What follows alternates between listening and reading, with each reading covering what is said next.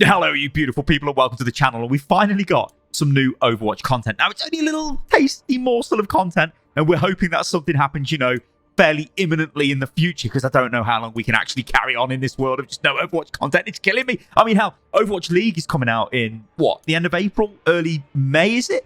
So something needs to happen before then. I mean, we've waited 3 years. It's like, oh god, I just need some new stuff. Basically, I don't want to keep using the same Overwatch 2 footage I've been using for the last 10 years. It seems like every time I talk about it. Anyway, let's talk about this stuff. And also, apologies about my voice, guys. It might sound a little bit strange. I've moved into a new place, and I don't actually have any of my sound cancelling, what you would call it, like foam on the wall yet. So I've got to sort all that out. But I'm kind of going to do some work in post to make it sound at least bearable. All right, then, let's do this. Let's get stuck into this and take a look, because there's been a few things happening with Overwatch, which we're going to cover in this video. The first thing is definitely this skin. So what we've got is a new Reaper skin. It is part of this new event. It is the Reaper Code of Violence Challenge. And again, it's the same as all of these other events that we tend to get, these kind of mini challenge events, where you play 9 games, get a player icon, play 18 games, get the spray, which is from the short story of Sombra and Reaper, and then play 27 games, get the skin.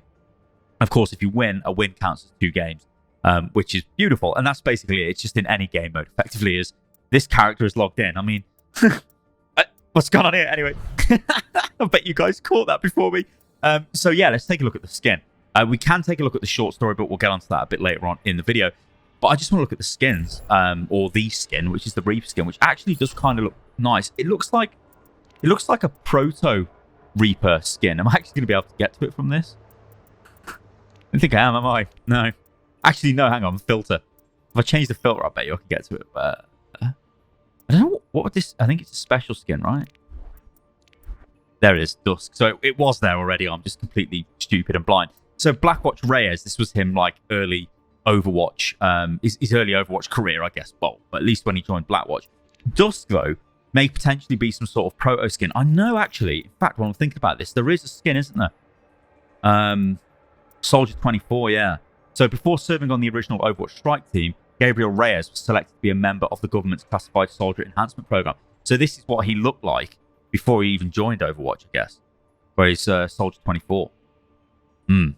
Anyway, we go forward to Dusk. This is the skin that you get for completing this event. As you can see, it's unlocked by participating in Reaper's Code of Violence, which is... I'm surprised they called it Code of Violence, but whatever. It looks all right. Like, the weapons look okay.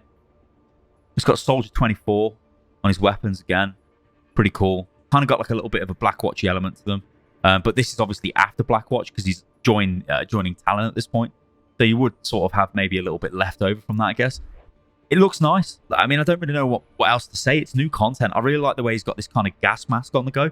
That actually looks really cool. I think, to be honest, that might look better than Overwatch 2 Reaper, which kind of, I don't know. It doesn't really work for me, I don't think. All right, then. Let's go and take a look at some of the other stuff. And guess, actually, we can take a look at the spray, probably, if we can find the spray and get a closer picture of it, or at least oh my god, this is going to be... Hang on. Let's do this by special. We should be able to find it. Oh, no, actually. So, okay. So, I hate it when they do this. So, these are actually additional rewards. Look, you can get them by watching participating streams. This always confuses me, because I know they do this for most of the events, but... where's the, like, this is new button in the bottom right of the home screen so we could check out all the new stuff? But, hey, I've kind of found them. Anyway, so we've got Resurrection. This is Moira giving him all of the juice to turn him into Reaper after the Overwatch facility was assaulted. We've got Grim Calling, which is... You can see the damage to his face, I guess, there. Like, scarred face. He's going to stick his mask on. Actually, it's pretty... That is a really cool... That's a cool spray, that is. Again, this is unlocked by watching streams.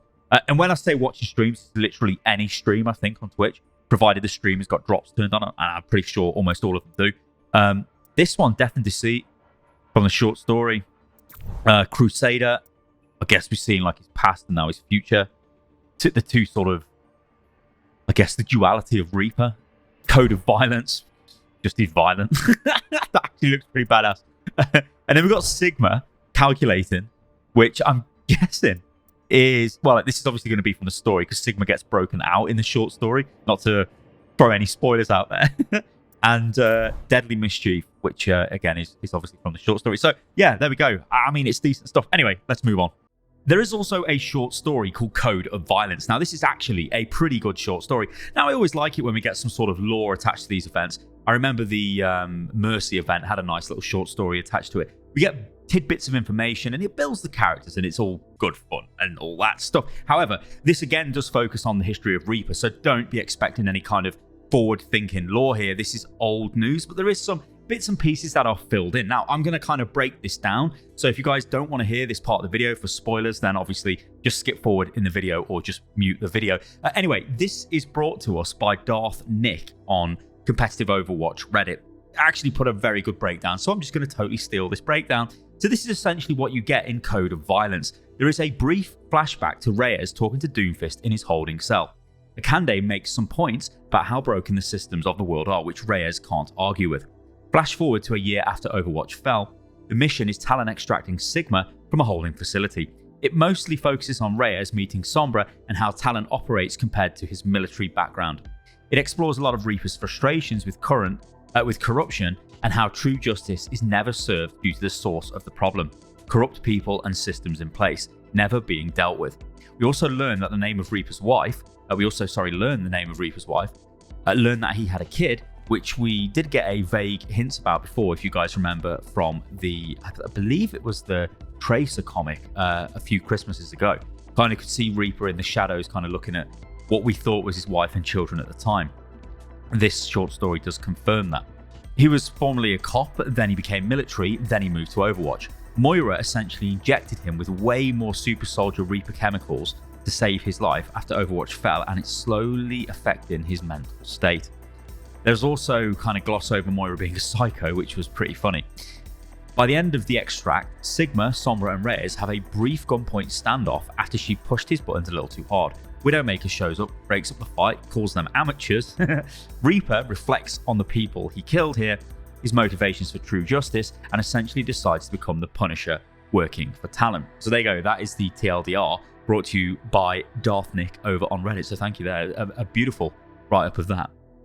There is also a new Overwatch album available called Heroes and Villains. Now, this has just got music that we've all heard before, and there's nothing Overwatch 2 related. There's no fancy new music in it. There is extended versions of music that we've heard before. So things like the Summer Games soundtrack that was used in all the social media kind of things, showing off the skins, little mini videos they made. And I think even in the event trailer, that's in here with vocals and there's stuff like that. It's pretty cool, but I like the way this was found because Elixo on Reddit says, I used Shazam on the Reaper short story tweet and discovered an unreleased album of new Overwatch music. The song in the tweet is called Talon and its album will be called Heroes and Villains. Now remember, this isn't technically unreleased music. Well, I guess technically it is unreleased music because it's not, it wasn't available in an album and it is now, but this isn't really anything new. You guys listen to these tracks, you would have heard them in various other places before. Unless I'm totally wrong. If I am, let me know in the comments below, but I don't think I am. Unless I've gone insane. I may have gone insane. Been covering Overwatch for 5 years. Oh dear. So there you go, guys. That about wraps up what we've got to talk about today, which kind of sums up what's been going on with Overwatch recently. Once again, I do want to apologize for my microphone. I can audibly hear the echo bouncing off all the walls. Again, it's because I've literally moved to a new place today and didn't really have a chance to set up all of my sound deadening panels everywhere, which I'm going to try and sort out a bit later on. But yeah, thank you for listening, guys. As ever, we're kind of just waiting for things to happen in the world of Overwatch. A lot of people out there think that the content creators were given some sort of timetable as to what's going on. We were not. We were just told, hey, Overwatch may get stuff in the future, which kind of goes without saying. We all kind of expect that. But it does feel like things are kind of getting closer. I think a lot of people thought things were going to happen towards the end of February. Kind of doesn't look like that anymore because, hey, we've got this Reaper event. Well, who knows about March? Maybe things will happen then. But one thing is for sure, when Overwatch League begins I think it begin early May, maybe, or the very end of April, the game needs to be 5v5, needs to be playable in some regard. So you would hope that something happens before then, right? All right, guys, I'm going back to hibernate. Well, actually, I'm going back to keep moving into this new house, and I'll catch you guys on the next video. Toodaloo.